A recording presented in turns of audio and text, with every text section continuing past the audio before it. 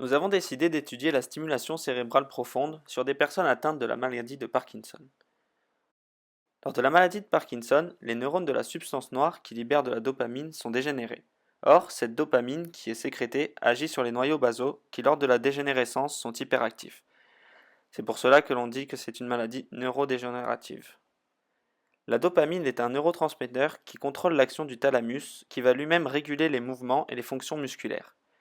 La maladie ne permet plus ce contrôle au niveau du thalamus, ce qui entraîne trois symptômes primaires majeurs: l'akinésie, l'hypertonie musculaire et des tremblements. Lors de la stimulation cérébrale profonde, il y aura fixation d'électrodes chirurgicalement dans certaines structures spécifiques situées en profondeur du cerveau comme le globus pallidus ou le noyau subthalamus. Les sites stimulés varient en fonction de la pathologie.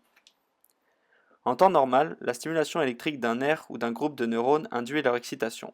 Mais quand la stimulation nerveuse est effectuée à haute fréquence, au-delà de 100 Hz, soit plus de 100 impulsions électriques par seconde, au lieu d'être excités, les neurones sont inhibés et il n'y a plus de transmission du message nerveux.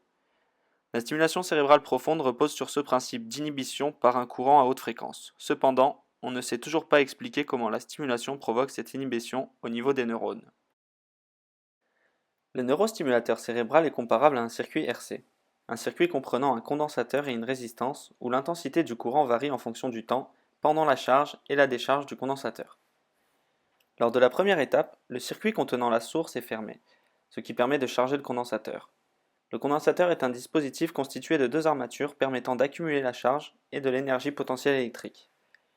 On observe une augmentation de la différence de potentiel aux bornes du condensateur et une diminution de l'intensité du courant. Lors de la deuxième étape, un système électrique substitue l'interrupteur pour fermer le circuit qui relie la branche RC du circuit au cerveau, ce qui va entraîner son déchargement. Le condensateur permet de décharger plus rapidement l'électricité que si l'on utilisait juste une batterie. Les deux résistances présentes dans le circuit permettent d'augmenter la durée de la décharge. Après l'opération, le médecin programmera le neurostimulateur pour qu'il commence à envoyer les impulsions électriques qui vont maîtriser les symptômes. Il réglera les stimulations par radiofréquence et jouera sur plusieurs paramètres pour qu'ils soient le mieux adaptés aux besoins du patient.